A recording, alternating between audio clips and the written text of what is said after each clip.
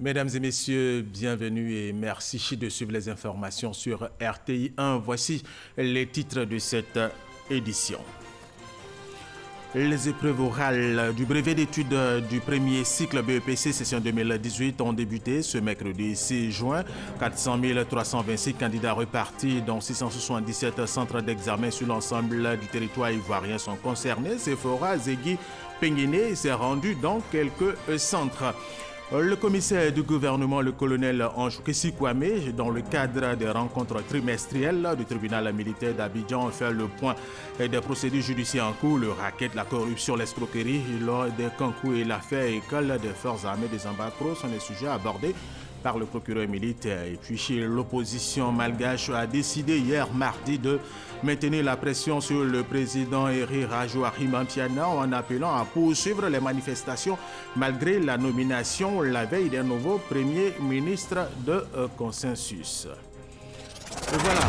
Commençons par cette information. Un conseil des ministres se tient ce mercredi 6 juin 2018 au palais présidentiel au plateau en présence du président de la République Alassane Ouattara, les membres du gouvernement, le premier ministre, le vice-président également vont échanger sur le processus de développement de la Côte d'Ivoire. Nous y reviendrons dans nos prochaines éditions. Nous vous le disions dans nos titres, les épreuves orales du brevet d'études du premier cycle BEPC session 2018 ont débuté ce mercredi 6 juin. 400 326 candidats repartis, dont 677 centres d'examen sur l'ensemble du territoire ivoirien sont concernés. Sephora Zegui Penguiné s'est rendu dans quelques centres. C'est un commentaire de Walter Amadou Ouattara. Mercredi 6 juin 2018, démarrage des épreuves orales du brevet d'études du premier cycle BEPC section 2018. L'anglais est la seule matière de composition. Polishan. Visit the beach. The beach, yes. Hôtel Arbule. Okay, here in Côte d'Ivoire, give me one example of beach that you know.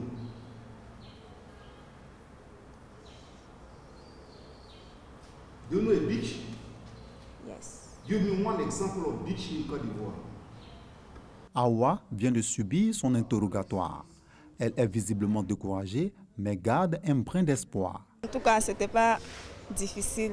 Je n'arrivais pas à bien répondre aux questions parce que j'étais un peu stressée. Pour la première journée, au centre Djedje Amoudi Pierre d'Adjamé, les enseignants jugent passable le niveau des élèves. Le gros problème, c'est le stress. On sent qu'elle a peur. Et donc, ça influence un peu, je vais dire, sa prestation. Selon la présidente du centre, aucun cas de force majeure signalé. Tout se passe bien, les enfants sont là. Alors, ils sont arrivés. Ce matin, nous avons contrôlé leurs identités avec les agents de force de l'ordre qu'on a mis à notre disposition. Et ils sont là. Ceux qui ne passent pas maintenant, on les a parqués dans une salle d'attente et ceux qui doivent passer sont avec les différents interrogateurs. Collège Notre-Dame du Plateau, il est 8h17. Élèves et professeurs sont en pleine discussion. Ici, le niveau est moyen. Ils comprennent les questions qu'on pose. Ils ont toutes petites difficultés pour répondre, mais nous les y aidons. Voilà. Et je crois que ça va. Le niveau moyen, pour ce que je constate ce matin. Les épreuves orales prennent fin le 9 juin pour laisser place aux épreuves écrites qui auront lieu du mardi 12 au jeudi 14 juin prochain. Voilà, justement, ces épreuves orales prennent fin le samedi 9 juin prochain. Comme les autres élèves de la Côte d'Ivoire, les élèves en classe de CM2 du département de Méadji ont composé hier pour le concours d'entrée en 6e et l'examen du CEPE. Ces candidats au nombre de 7204 ont reçu la visite des autorités préfectorales et politiques du département de Méadji. Kwasi Mamadou. Sont 7204 élèves repartis dans 13 centres d'examen qui composent pour cette session 2018 du concours d'entrée en 6e et de l'examen du CEPE dans le département de Méadji. Ces élèves ont reçu la visite des autorités administratives et politiques du département de Méadji. Le préfet Jacques Atrikwakou Accompagnés du maire Yaoundri, ont sillonné quelques centres d'examen, notamment l'école catholique, l'école Terre Rouge et le groupe scolaire Cato. Ils ont saisi l'occasion pour encourager les élèves tout en leur demandant de se sentir en situation de classe, à ne pas tricher et surtout à être concentrés sur les épreuves. Bon, aux élèves, j'ai dit de travailler sereinement, que ce sont des devoirs comme tous ceux qu'ils ont déjà eu au cours de toute l'année, de travailler sereinement, de ne pas avoir peur, de ne pas regarder chez le voisin. Maintenant, à l'endroit des surveillants, on les appelle à la vigilance, eux-mêmes à la sérénité et de ne pas céder aux pressions de quelques parents que ce soit. Parce que s'ils le font, ils mettent eux-mêmes leur carrière en jeu. Il y a la sanction administrative, mais surtout la sanction pénale qui les attend au cas où ils seraient pris comme auteurs ou co-auteurs ou complices d'une quelconque tricherie. Des conseils bien perçus par les élèves qui se disent confiants. Ils ont promis aux autorités administratives et politiques un taux de réussite pour le département de Miyagi de 100%. Après la ville de Miyagi, les autorités ont mis le cap sur les centres d'examen en zone rurale. En plus des élèves, on notait dans les environs des centres d'examen une forte présence du parent d'élèves venus accompagner et soutenir leurs enfants. Tous les ans, le Bureau international de l'Union postale universelle lance le concours international de composition épistolaire ouvert à tous les enfants et adolescents du monde entier dont l'âge est compris entre 9 et 15 ans. Les pays participants organisent le concours au niveau national, cas de la Côte d'Ivoire. C'est un concours qui vise à promouvoir l'alphabétisation et à développer les compétences épistolaires et aptitudes des enfants à s'exprimer à travers des lettres. Francis Boafo. Elle a 15 ans et est en classe de première C au lycée scientifique de Yamoussoukro. Adja Salimata Timité est la lauréate nationale du concours épistolaire 2018 co-organisé par la Poste et la RTCI. Ce concours fait la promotion de l'alphabétisation des enfants et adolescents de 9 à 15 ans. Tel retenu pour l'Union postale universelle UPU, imagine que tu es une lettre qui voyage dans le temps. Quel message souhaites-tu transmettre à tes lecteurs? Le thème que j'ai expliqué dans ma lettre, c'était la scolarisation de la jeune fille. La scolarisation de la jeune fille participe au développement des nations. La copie de la lauréate nationale a été transmise au jury à Berne en Suisse, au siège de l'UPU, pour ainsi participer à l'épreuve internationale. Depuis 1971, un jury international évalue après des concours nationaux les copies des lauréats et désigne les vainqueurs. La Côte d'Ivoire a déjà remporté la médaille d'or vermeil lors de la deuxième édition en 1973. Bien plus que le développement de talents d'écriture, le concours épistolaire nous a permis de découvrir le sens de l'imagination de nos enfants et leur intérêt pour le secteur postal. Cette année, ce sont plus de 200 candidatures que le jury a réceptionnées à travers la Poste pour le concours national. Réinstaller dans l'esprit des populations, mais surtout des jeunes gens de Côte d'Ivoire, que le coursier de l'État est à leur disposition pour transporter leurs résultats scolaires, leurs colis et paquets. La Poste de Côte d'Ivoire est de retour dans le Conseil des Nations, dit le représentant du ministre de la Communication, de l'économie numérique et de la Poste. C'est bien la preuve que le secteur postal en Côte d'Ivoire, à l'instar des autres secteurs d'activité économique, est plus que crédible. L'organisation du concours épistolaire 2018 s'inscrit dans les préparatifs du 27e congrès de l'UPU qui aura lieu à Abidjan en 2020. Allons tout de suite au deuxième grand titre de cette édition. Le commissaire du gouvernement, le colonel Anjokessi Kwame, dans le cadre des rencontres trimestrielles du tribunal militaire d'Abidjan, fait le point des procédures judiciaires en cours. Le racket, la corruption, l'escroquerie lors des concours et l'affaire école des forces armées de Zambakro sont les sujets abordés par le procureur militaire Anjokessi Kwame. Abou Sanogo, reportage. Le tribunal militaire d'Abidjan renoue avec ses traditionnelles rencontres trimestrielles. Le procureur militaire, le colonel Ange Kessi Kwame, fait l'état des procédures judiciaires militaires engagées. À Chouefri, le patron du bataillon de sécurité de l'Ouest avait amené ses hommes à tirer sur la population à Chouefri. Il y a eu des morts. Et nous avons ouvert une enquête. Il y a un militaire qui a arrêté 2 personnes qui soupçonne d'avoir volé sa moto. Il les a brûlés vifs. Donc lui, il est en prison actuellement. En mai 2017, des éléments de la gendarmerie d'Ara, croyant avoir affaire à des braqueurs, ouvrent le feu sur 5 occupants d'un véhicule. Et très vite, ces occupants sont identifiés comme étant des agents d'une société de pompes funèbres.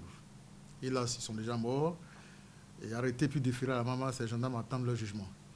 Autre point abordé, le racket et la corruption qui, selon le commissaire du gouvernement, sont des infractions qui déshonorent les armées. L'escroquerie au concours, dans le mode opératoire, est plutôt assimilable à la corruption des fonctionnaires. Il s'agit de quoi? Ce sont des policiers, des militaires, des gendarmes qui proposent à des victimes de retrouver des places dans une école. Et donc on lui donne l'argent, le monsieur il s'étire. Je lance un appel à tous ces gars-là qui demandent aux gens de leur donner de l'argent pour aller leur donner des places au concours. Et quand ils arrivent, qu'ils remboursent, ça ne veut pas dire que l'inflation est éteinte. 4 dossiers de violation grave des droits humains, notamment l'affaire École des forces armées de Zambakro, seront jugés en octobre prochain. Nous avons inculpé tous les responsables de cette école, le commandant école, le commandant de la formation division, les élèves qui sont impliqués. Ils avaient déjà battu un élève et sur cet élève, nous avons, pendant l'autopsie, retrouvé des plaques de déformation des fesses. 2 semaines plus tard, nous apprenons qu'une autre élève a les mêmes séquelles et qu'elle était admise à l'hôpital. Et c'est les mêmes blessures. Donc on a demandé au médecin de venir nous expliquer ce qui s'est passé. Et c'est une procédure qui va aller jusqu'au bout. L'unité de lutte contre le racket a remis par la suite au commissaire du gouvernement 22 dossiers mettant en cause 35 gendarmes et policiers pour des faits de racket portant sur les sommes de 500, 1000 francs, 2000 et 10 000 francs CFA. Et ils seront tous jugés en octobre. Elle est tout à fait autre chose à présent. Des experts internationaux sont en Côte d'Ivoire pour renforcer les connaissances des médecins généralistes, des pédiatres et autres néphropédiatres africains à la prise en charge des maladies rénales de l'enfant. C'est une initiative de l'Association internationale de néphrologie pédiatrique basée à New York aux États-Unis d'Amérique en collaboration avec l'unité de néphrologie pédiatrique du CHU de Yopougon. Ami Sissoko. 2 petits garçons en séance d'hémodialyse. Ils ont 3 séances par semaine qui durent chacune 4 heures pour traiter leur insuffisance rénale. L'unité de néphrologie pédiatrique prend en charge 60 enfants par an. Cette unité logée au service de pédiatrie du CHU de Yopougon est unique en Afrique de l'Ouest et du Centre. C'est une des rares unités en Afrique subsaharienne qui applique cette technique de l'hémodialyse de l'enfant. En Afrique centrale, en République démocratique du Congo, c'est maintenant qu'il commence la dialyse péritonéale chez l'enfant. Et au Bénin également, la dialyse de l'adulte est subventionnée par l'État de Côte d'Ivoire et ça coûte 1 750 pour l'adulte et 80 000 francs encore pour l'enfant où ce n'est pas subventionné. La néphrologie pédiatrique étudie les maladies des reins de l'enfant.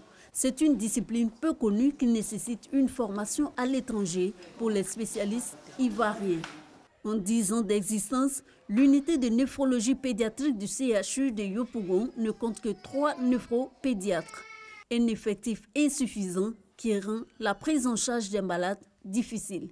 L'opinion publique pense que la maladie rénale est une affection de la personne âgée et on ne pense pas que l'enfant peut être exposé. Aujourd'hui, c'est reconnu que c'est une maladie qui pose un problème de santé publique, mais qui se voit également depuis l'enfance.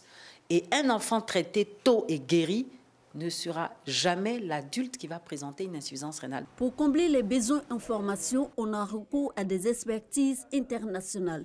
Le Tichinko, au cours international de néphrologie pédiatrique, permettant de former infirmiers, médecins généralistes, chirurgiens, pédiatres, urologues et néphropédiatres. Le médecin prescrit la séance de dialyse, mais c'est l'infirmier qui est auprès du malade, qui touche à la machine, qui prépare la machine. Donc, il est important que nos infirmiers soient familiarisés à ces machines et aux techniques d'encadrement et de soins infirmiers du patient. La formation de mise à niveau allie théorie et pratique. Ici, autour de leurs formateurs américains, français, italiens, libanais, marocains, sud-africains et espagnols, 125 praticiens ivoiriens et de 8 autres pays d'Afrique. On connaît presque tout et en temps réel. La différence, c'est la disponibilité, par exemple, d'expertise et ou de matériel. Donc, il faut apprendre, par exemple, à faire ce type de thérapie, même avec très peu de moyens ou de moyens qui sont très pauvres. Cette coopération nous permet d'homogénéiser les prises en charge et puis de permettre à faire une dialyse péritonéale dans un pays qui ne se fait pas, une hémodialyse dans un pays qui ne se fait pas. Donc ça nous permet vraiment d'améliorer la prise en charge des enfants africains. 48 heures d'échange sur la pratique de la néphrologie pédiatrique en Afrique. Experts et apprenants le consacrent à mettre en place un nouveau protocole de prise en charge des pathologies des reins de l'enfant en Afrique. L'ancien protocole étant jugé trop occidental, loin donc des réalités africaines. Et toujours en santé, 500 doses de vaccins sont mises à la disposition des enfants de la commune de Jacquesville. Ce geste est l'œuvre de l'organisation non gouvernementale Nklobakan, qui veut dire j'aime les enfants. Ces vaccins vont favoriser la prise en charge des enfants des familles démunies contre la méningite, l'hépatite B et la fièvre jaune. Olivier Iriebi Isayeo Jonan. Contribuer à la lutte contre les maladies telles que la méningite, l'hépatite B, la fièvre jaune et typhoïde chez les enfants. Une mission pour laquelle l'ONG Nklobakan s'engage dans la région des Grands Ponts. En vue d'atteindre cet objectif, 500 doses de vaccins ont été mises à la disposition des enfants des familles démunies de Jacquesville. Pour les initiateurs, cette opération vise à bouter hors de la Côte d'Ivoire les maladies infantiles pour l'éducation et l'épanouissement des enfants. Nous aimons les enfants et nous voulons leur santé. Ce sont nos futurs cadres du pays, comme je le dis toujours. Il faudrait prendre soin d'eux. Parce qu'un enfant qui est malade ne peut pas aller à l'école. Nous démarrons notre activité 2018 avec la campagne de vaccination sur au moins 3 villes d'Abidjan. Le chef de village de la localité a salué cette action de solidarité manifestée à l'endroit de leurs enfants. Pour lui, ce geste vient soulager les parents. C'est avec grand plaisir que je me vois entouré de toutes ces femmes qui viennent pour pouvoir apporter la santé. Je les encourage à venir persévérer. À force de persévérer, je crois qu'on arrivera à un chiffre normal de gens de bonne santé à Jacquesville. Depuis près de 5 ans, l'ONG Nklobakan apporte son soutien aux enfants démunis. Elle intervient notamment dans les secteurs de l'éducation et de la santé. La journée mondiale de l'environnement a été célébrée hier mardi ici en Côte d'Ivoire. La cérémonie officielle a eu lieu au plateau. Le thème « Combattre la pollution plastique ». Adrienne Grascando. 8 millions de tonnes de plastique finissent dans les océans chaque année, l'équivalent d'un camion à ordures complet chaque minute. Par ailleurs, près de 40% des océans sont considérés comme lourdement affectés par les activités de l'homme. Ces données du Programme des Nations Unies pour l'environnement illustrent bien l'ampleur de la question. La Journée mondiale de l'environnement est donc l'occasion d'inviter les populations à explorer des alternatives durables pour réduire la production et l'utilisation des sachets plastiques à usage unique. Cette journée mondiale, nous en profitons donc pour rappeler à nos concitoyens la nécessité de nous mobiliser tous pour dire non à l'utilisation des sachets plastiques et oui à tout ce qui est matériel réutilisable. La Côte d'Ivoire doit être la championne en la matière et nous avons déjà commencé donc à développer de belles initiatives. Il nous faut redoubler d'efforts. Nous sommes face à un problème qui est pressant et qui appelle également des actions individuelles et des actions collectives. Quand nous allons dans les restaurants, nous allons dire pas d'emballage plastique, pas de couvercle plastique. Si nous pouvons déjà commencer à réduire ça, on va atteindre nos objectifs. L'Inde et la Banque africaine de développement s'engagent aux côtés de la Côte d'Ivoire à combattre l'usage des sachets plastiques. Nous avons mis en place un tableau d'engagement. À la fin de la semaine, nous allons porter un rapport d'une page avec les principales actions clés à notre haute direction pour dire voilà ce pourquoi nous nous sommes engagés et on ne voudrait pas que ça s'arrête seulement le 5 juin 2018, qu'il va falloir continuer. En plus de cela, nous avons travaillé avec les autres pour pouvoir mobiliser les acteurs qui travaillent dans ce domaine. C'est une filière assez importante. Pour rappel, Une mesure d'interdiction des sachets plastiques a été prise par le gouvernement en 2013 pour résoudre ce problème de pollution. Il porte entre autres sur la production, l'importation et la commercialisation. L'organisation non gouvernementale Réflexe Citoyen a organisé samedi dernier une opération grand ménage ici dans la commune de Cocody. L'opération dénommée Baby Plugin est une combinaison de sport et de ménage. Elle a pour objectif d'inciter les populations à poser de bons gestes pour protéger l'environnement. Nadia Eja, Franco Quadio. Un environnement sain pour un corps sain. Voici ce qui justifie cette opération grand ménage dénommée Baby Plugging, une action qui combine jogging et nettoyage de la ville. À petite foulée, sous une pluie fine, ces citoyens ont procédé au ramassage de sachets plastiques dans des rues de la commune de Cocody. En fait, c'est pour impacter sur la population, pour amener, quand ils vont nous voir en train de ramasser les ordures, c'est pour les amener aussi à faire comme nous. Pendant que tu fais ton jogging, tu vois un papier traîner, tu peux te baisser, ramasser et tout. Ça va contribuer à rendre la ville propre. Le Baby Plugging est une initiative de l'ONG Réflexe Citoyen, une organisation qui entend contribuer à la lutte contre l'incivisme en Côte d'Ivoire. Au-delà de la commune de Cocody, les organisateurs espèrent éveiller l'instinct écologique sur tout le territoire ivoirien. Il faut être acteur de notre propre changement. Il faut se lever de la maison, il faut essayer aussi de prendre soin de son corps, tout en prenant soin aussi de son environnement. Il faut que ça fasse tache d'huile, que d'ici, dans d'autres communes, on initie aussi ce programme-là, jusqu'à l'intérieur du pays, que ce soit vraiment national. Outre cette opération grand ménage, l'ONG, créée en 2016, a à son actif plusieurs actions, dont des ateliers d'éducation au civisme dans plusieurs villes du pays. Et parlons maintenant de la transition vers l'économie verte qui est en marche en Côte d'Ivoire. L'économie verte, en général, est liée à l'environnement, mais les activités qui la composent prêtent encore à confusion. Quels sont les différents secteurs et activités de ce nouveau concept? Que rapportent les activités de l'économie verte? Nous en parlons maintenant avec Nadia Eja et Aboubakar Chekekone. C'est bon? C'est bon? Oui. 12 heures à Bobo-Belleville. Jean-Jacques Kobina et son équipe en maintenance de panneaux photovoltaïques. Un exercice qu'il effectue chaque trimestre sur ce site. Aujourd'hui, on est venu spécialement pour pratiquer la maintenance du système. La maintenance passe par quoi? Ça passe par le nettoyage des panneaux.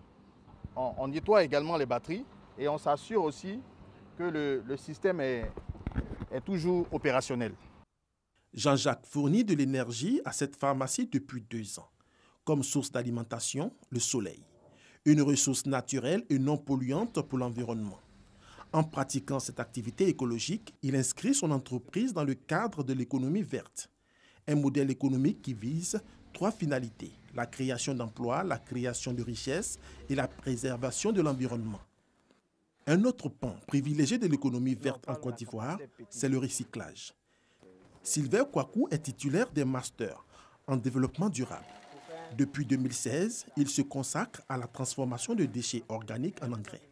On récupère les déchets qui nous intéressent, on les met dans un processus qui part d'abord d'une fermentation pour permettre à ces déchets-là de se décomposer, ensuite une maturation et après qui passe à l'étape de conditionnement pour avoir le produit final.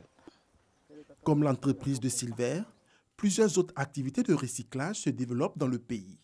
Elles sont pour la plupart dans l'informel. Emmanuel Yeo est chef d'une entreprise d'efficacité énergétique. Entendez, gestion de l'énergie dans le but de réduire le gaspillage d'électricité. Aujourd'hui, il installe son système sur cet immeuble.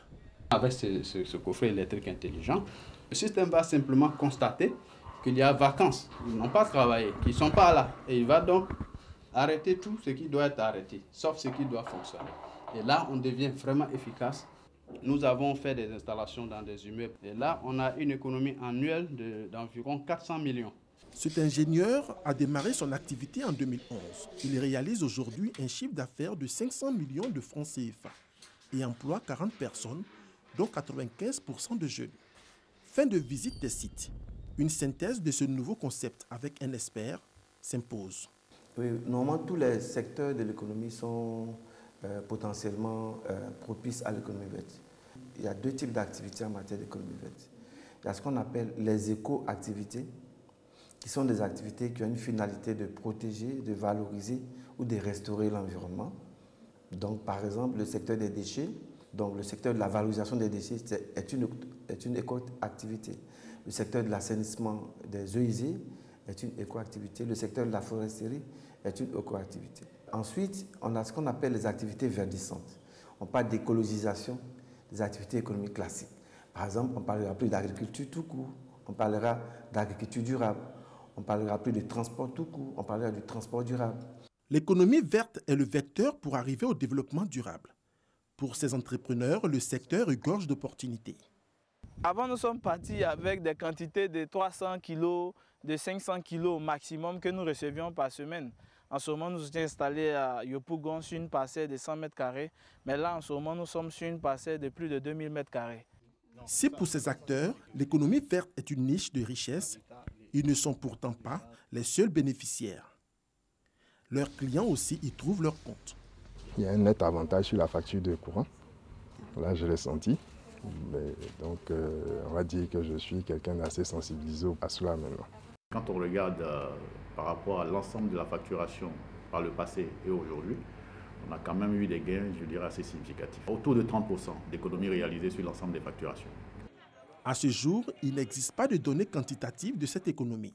Toutefois, selon les statistiques du Centre ivoirien de recherche économique et sociale, CIRES, les investissements verts pourraient contribuer à l'augmentation du produit intérieur brut de 33% en 2030 et 66% en 2040, avec une réduction considérable du taux de chômage. Mais tout n'est pas rose dans ce secteur vert. Il y a le problème des financements que nous recherchons toujours. Il y a le caractère réfractaire aussi des planteurs sur le terrain. Et puis aussi, il y a les nombreuses contraintes liées à l'activité, des réglementations par-ci, par-là. Face à ces difficultés, des actions sont menées par l'État pour faire de ce concept une réalité. Le gouvernement a introduit justement la dimension économique verte dans la plupart des politiques, plans et programmes. Lorsqu'on prend le PND 2016-2020, il y a tout un produit entièrement consacré à l'économie verte. Lorsque vous prenez l'ensemble des codes qui existent, le code de l'électricité, il y a eu la loi de développement durable, dont le cadre institutionnel s'est renforcé pour pouvoir créer un cadre propice à la pratique de l'économie verte en Côte d'Ivoire. Un répertoire de métiers et filières verts est en cours d'élaboration et sera inséré dans les programmes universitaires. La Côte d'Ivoire bénéficie également du Fonds pour l'environnement mondial octroyé par la Banque mondiale. Plus de 3 milliards de francs CFA ont été alloués au pays sur la période de 2014 à 2018 pour accompagner les projets de ce secteur d'avenir. Rendons-nous maintenant à Yamoussoukro où l'autorité nationale de régulation des marchés publics a formé les communes dites de petite taille sur les procédures de contrôle et de régulation des marchés publics. Soro Corona, RTI Boaké. Le montant alloué au marché public est passé de 150 milliards de francs CFA en 2010 à 700 en 2016. Un bon quantitatif qui inclut désormais les communes au budget modeste dans les procédures de passation des marchés publics. Les petites communes sont à l'école de l'autorité nationale de régulation des marchés publics. Aujourd'hui, avec la nouvelle définition des procédures des marchés publics, qui consiste à considérer comme marché n'importe quelle dépense, quel que soit le seuil, il est évident que même les communes au budget modeste sont concernées par ces procédures.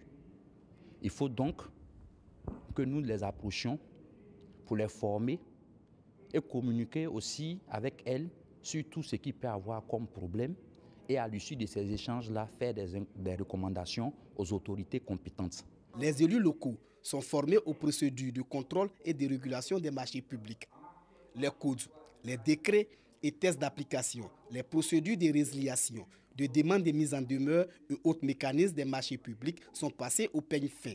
Je retiens que la DMP doit être fréquentée. Les retards que nous constatons au niveau de l'attribution des marchés, généralement on les attribue à la direction des marchés, alors que c'est les collectivités même qui ne respectent pas les délais prescrits. Le président de l'Autorité nationale de régulation des marchés publics invite les collectivités à s'approprier les procédures pour répondre aux besoins à l'échelle locale. Ce renforcement des capacités va s'étendre à toutes les collectivités territoriales du pays.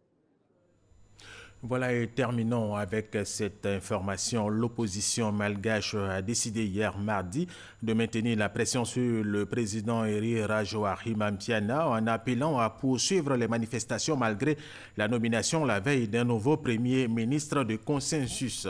Depuis fin avril, l'opposition manifeste quotidiennement dans le centre d'Antananarive. Voilà, nous allons y arriver. Et justement, c'est la fin de cette édition supervisée par Hugues Hervé Blé. Merci aux techniciens, merci à vous de l'avoir suivi. Restez avec nous sur RTI 1.